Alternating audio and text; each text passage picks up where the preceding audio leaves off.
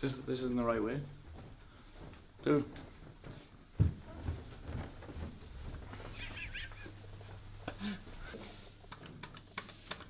For a fact.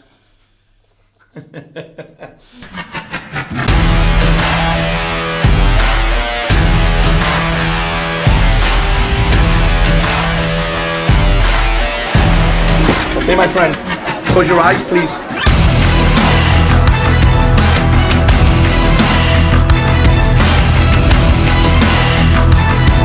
But underneath those stories is one story.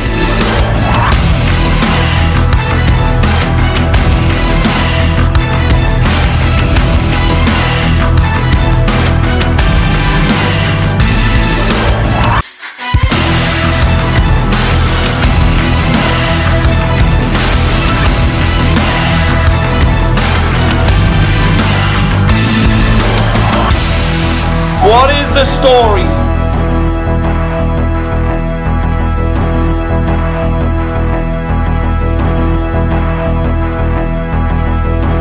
What is the story?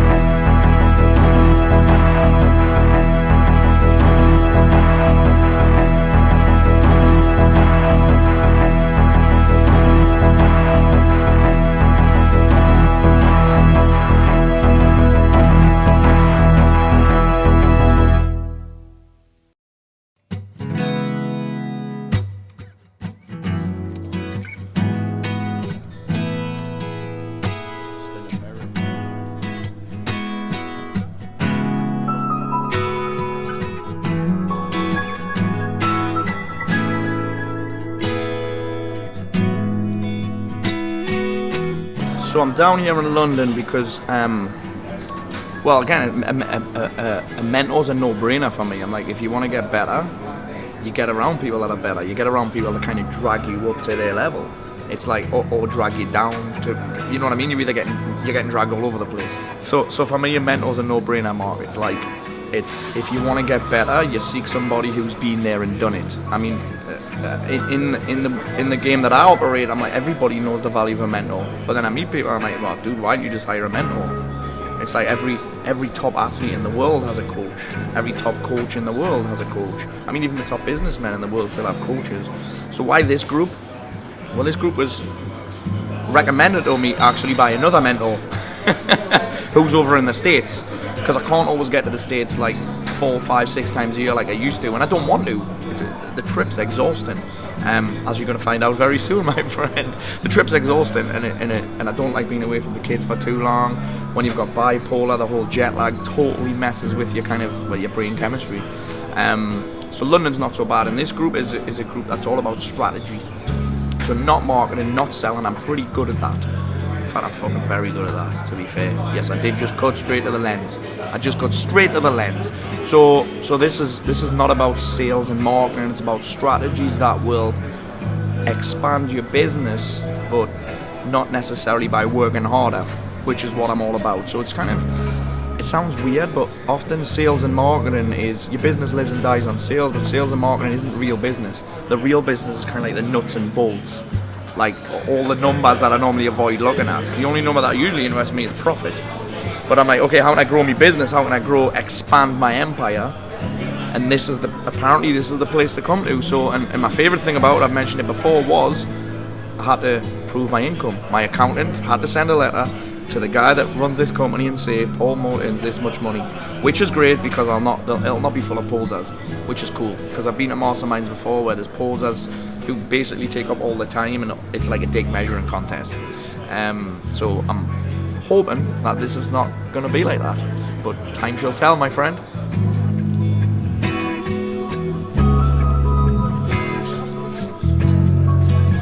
So before, when I came to masterminds and events like this, I kind of do the whole thing on the cheap, like I'd be a cheap bastard. And it's not about, this whole thing's not about money, right? But I used to be a cheap bastard, so I wouldn't cancel any clients, I wouldn't move any sessions. I'd come in on the day of the event, and I'd come in on the train, and then I'd get the tube, and then the whole thing would just be kind of stressful. I'd come to the event, and I wouldn't really be there. Like, I'd be there and I'd be taking notes and shit, but I'd be distracted thinking about what I could have done yesterday, what I've got to do the next day, and then I'd rush out if I stayed over, I'd stay in the cheapest hotel. I'd just be a cheap bastard in general. I'd rush out, and it would be more time just kind of shooting the shit when I was there. So I'd either be there for a day and go straight home, or I'd be there and I would just be shooting the shit and kind of just socialising. And then there'd be booze involved and partying involved, and it would just be like, yeah. And now I look back at it, that was just the way it was done. That's what people did. And then I don't even know how I figured out another way now. It's totally different. I never really executed anything that I got from those events, but now I'm here early. Like, I'm here early. I'm preparing to come as well. So I did some work before I came. I made sure that tomorrow, when I step into the mastermind, I can turn my phone off on my laptop and not worry about a thing. So I'm here early, be prepared. It means I'll wake up early in the morning, be refreshed. I came here first class on the train. Again, not bragging, but it's more relaxed. I could do some work. There was Wi-Fi. There wasn't a ton of noise or stinking chavs or screaming kids. None of that shit to put up with. And then I got a taxi across here, not the tube. The taxi has actually changed my opinion of London completely, because I didn't used to like coming here. There used to be too much noise, too many people, and the tube was just awful. But my friend Michael Happel said to me, Paul, get a taxi. Like, you don't really spend that much more money, and it's just, yeah, it's totally different. So now I get in early, do the shit, turn my phone off, and then I actually stay an extra night as well. Stay an extra night, and I'm staying in the hotel where the event is. Because again, I used to do this. I used to stay in the cheapest hotel and then have the hassle of getting to where the event was as well, and just ruined my experience of the event. And again, like I say, I'd spend all this money on the event and not actually get anything from it apart from meet some new friends. And I'm not in business to make fucking friends, my friend. I'm in business for one reason only, and that's to make money to support my lifestyle. Simple as that. So now I'm staying after, and then that also gives me time to kind of to wind down after the event, but also to execute some of the shit straight away. Like, it's speed of execution is a big deal. Because what I used to do was go to an event and go home, and I'd be straight back into normal work mode. So I'd have this notebook full of notes, and I'd be doing nothing with them. So now it's like, I stay extra, and I just execute right away. Totally changed the game when it comes to events for me. Yeah. That's it.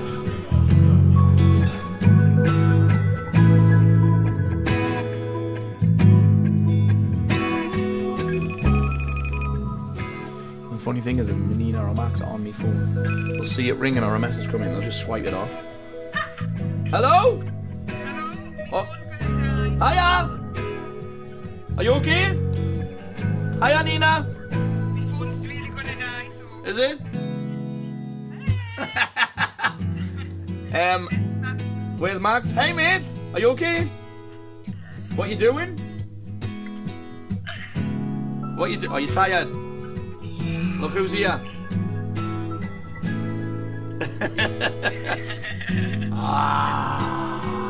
He's running away, look. We're just about to head down to the something bank. Something bank to shoot some more video. Okay, that's all really. I just wanted to catch up with you. What's your crash? I've got terrible wind right now. Oh, and now you've hit pause. Yes, Nina's obviously pressed something there, so the fun of FaceTime, eh?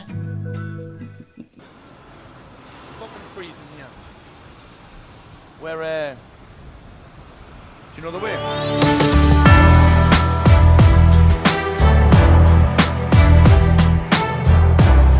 You ever notice the windows are quite strong, and the doors are pretty much warm? That shit's real. In fact, if you went to any town in the UK, there's towns where the zombie apocalypse has happened. Normally ones with loads of Greggs. Greggs, bookies and pound shops. That's it. So a little true story. So is it the Metro Centre up near you? The big shopping centre, the indoor one, yeah. So I'm up the Metro Centre with me and my wife Lynn, and we're walking through, and there's this massive queue. I'm going across? Yeah. This massive queue coming out from one of the shops, and I thought it was an HMV signing for Kylie Minogue or something like that, and I says, Lynn, what's this here? And it was the queue for Greggs. Yeah. Dude, honestly, the North East is the only place where there'll be 3 Greggs on one street.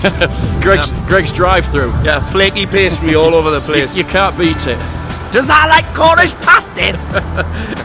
Looks like it. I'm not sure what TV episode this is going in, but this is the classic. This is the northern version of Judith Chalmers, and Yeah. here we are in London. This is the cheese and bean melt of London. The steak bake of London. Shall I go and get? Either a BMW i8 or a Mustang. I propose.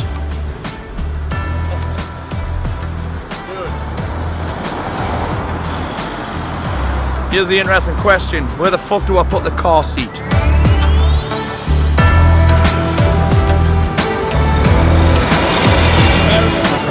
So interestingly,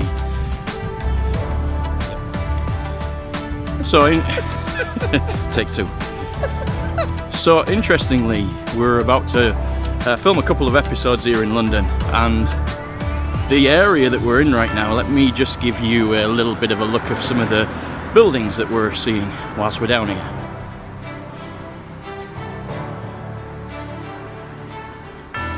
And if you can see over there, My weekend car. that is being renovated, and it is the cleanest scaffolding covering I've ever seen in my life for renovations. Yeah. At home that would all be exposed. I also couldn't smell cigarettes. Yeah, nothing No. at all. There actually wasn't any build as bums either. Yeah. Build as bum? What's the matter with me? This is an adult show. Build as horses.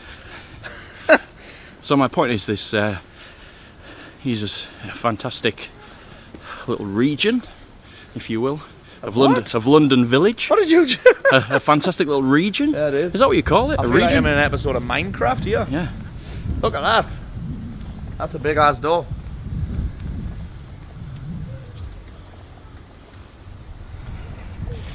My head might even fit through that one. So we're here right now, and the reason we're walking down this street, we could have walked down any street, but you know, you've really got to manifest your dreams. And I'm just following the smell of unicorn. you've really got to put yourself in the place where your dreams live and thrive. Yeah. And you got to manifest and get clarity on I'm it. struggling to walk here You because know. I'm so full of gratitude. You just got to call that thing forth, just like Paul does. Yeah.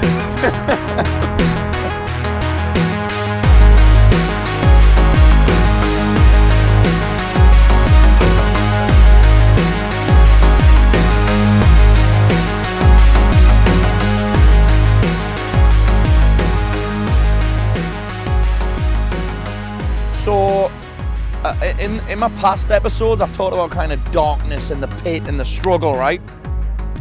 And I often find myself thinking, am I addicted to the struggle? Like, it just seems to be the way for businessmen and entrepreneurs that are of the male variety, that everything has to be about the hustle and the grind. And you kind of become addicted to that. Not just the money and the work and the kind of fame and the praise and the applause that comes with it, but actually the struggle of it all. And I was definitely addicted to the struggle, and sometimes I still get pulled in like a pervert at a titty bar. That's probably the worst analogy I could have used.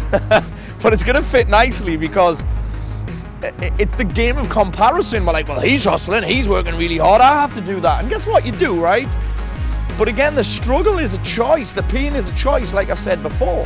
And I realized actually just a few weeks ago, and it was a morning when I woke up in a bad mood.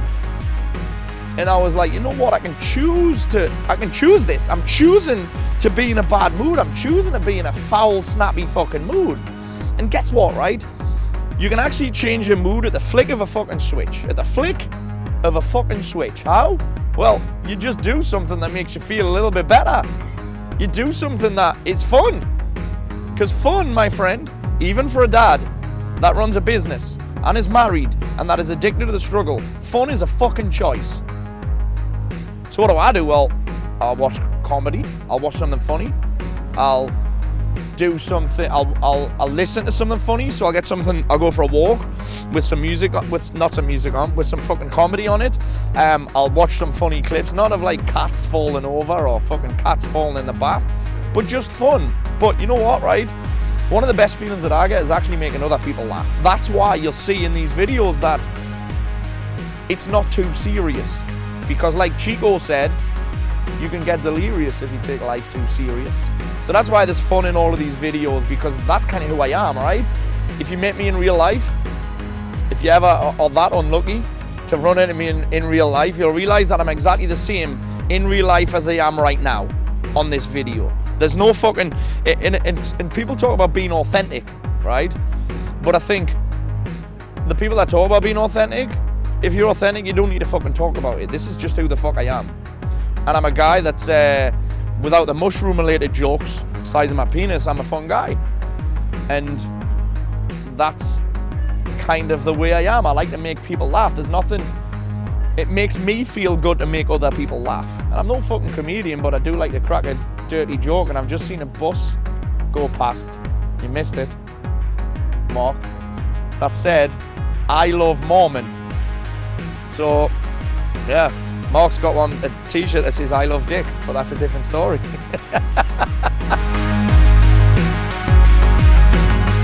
So this concept of fun is another interesting one for me, because it's you probably figured out from previous episodes that I'm actually pretty serious. I'm pretty serious about getting fucking results. I'm serious about getting results in body. I'm serious about getting results in my being. I'm serious about getting results in my balance in my relationships, and I'm very serious about getting results in my business. But why should that have to be at the expense of fun? As in, why do you have to make yourself fucking miserable?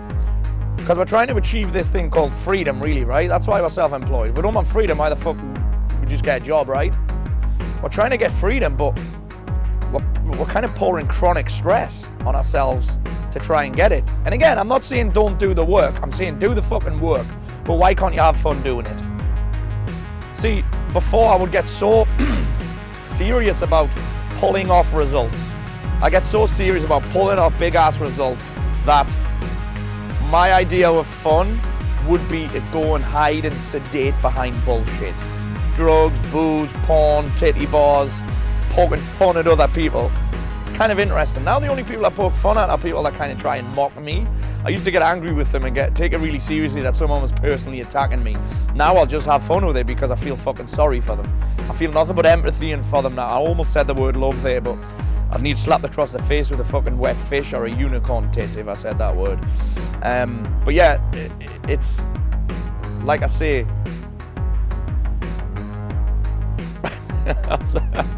Yeah, that's all I've got, bro. Sorry. Tell you what's not fun. Being on like this land here with that fucking boat rocking next to me. Every time I look at it, I feel like puking up in my mouth a little bit. And I had a burger for lunch. Anywho, so London, it's been a great reminder for me. Here, everybody takes life very seriously, right? I'm not saying be a fucking idiot or be a clown. I'm saying, look, fun and laughs and jokes are just an important part of my life. Like, and I've said this before about surrounding yourself with the right people. And I'm like, why the fuck would I choose my friends based on if they can benefit my business or not? My friends are chosen on loyalty and the fact that they're fucking hilarious. And the best part is they also laugh at my jokes. Yeah, I had no concept of what fun was because I took everything too seriously. My concept of fun was sedation.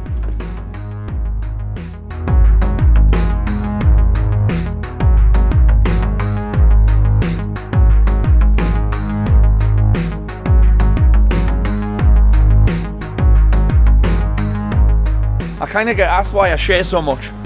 And I'm sure some people think it's like a marketing ploy or it's some kind of sneaky sales tactic and about persuasion. And I suppose it kind of is, right? Because if you think about it, you buy from people that you trust. You're friends with people that you trust. You like people who you trust. And then I'm like, okay, well, why do you trust people? Well, you trust people that tell the fucking truth. Trust comes from honesty, surely. So why am I so kind of open and honest in these things? And it's not some kind of ploy. It's just, you know what? I had enough of being involved with people that were full of shit. And I used to blame them. I was like, this guy ripped me off. This guy fucking talks shit about me. This guy's triggering me. And then I was like, you know what? I've attracted these people because I'm full of shit. I'm full of shit. I'm not being myself. So when people come on the inside, they saw something different. It was like, oh. So yeah, dude, the word that I like to use now is unfiltered. So when I send videos to you, I don't take any of those videos out. I don't edit anything. I just send you everything because I've got nothing to hide. You know what I mean? I always see people online and all these mush cookies and all of this stuff and all these mentors and life coaches, and always like they're hiding something. I'm like, why? What are you scared of? Like, what are you scared of people finding out? And here's the thing, dude. The gnarly stuff always comes out anyway. Like, we see all these celebrities who get found out, and I just watched a movie about Lance Armstrong cheating. I'm like, the truth always fucking comes out. The truth always comes out when you least expect it. So for me, I'm a volatile bastard anyway. So at some point the truth about everything that I do is going to come out. That's about the car that I was talking about before. Got seats in the back. You like it?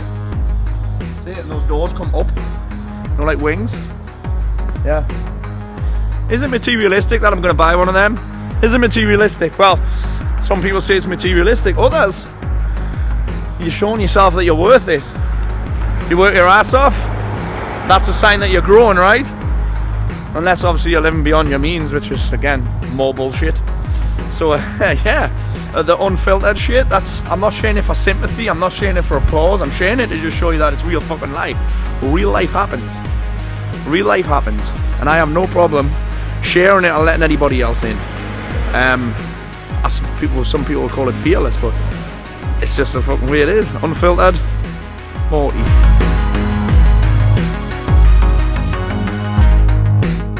Hey, so listen, again, many people are asking me why I'm kind of sharing all this shit and sharing the darkness and sharing the fuck-ups. And again, you may think it's a marketing ploy. To be honest, I don't really give a fuck. But here's the thing. The worst shit that's happened to me, the mistakes that I've made, the fuck-ups that I've made, the kind of events that have happened that were a little bit gnarly, that's where I learned the most about myself. Like, that's where I learned the biggest lessons. The deepest lessons have always happened when shit's gone wrong and shit's gone sideways. Like, you don't really learn anything by winning all the time and everything going smoothly, because let's face it, life isn't really fucking smooth, is it? Life doesn't flow fucking, what was the word that gentleman used? Life should flow with ease. I'm like, yeah, dude, maybe when you're still sucking on your mama's titty, but in the big boys world, shit often goes sideways. Sometimes there's chaos, sometimes there's struggles and stress, but that's where the lessons are. That's where my biggest breakthroughs have come as a result of a breakdown. I feel like I should be rubbing oil on my nipples right now, but that's the way it is. Yeah, that's it. Try doing the school run with 2 kids under the age of 5 and then tell me that life is supposed to flow with ease. That's a smile of a deluded man. Hey, so people often talk to me again about authenticity and being unfiltered, and it's like, at some point somebody will copy this show.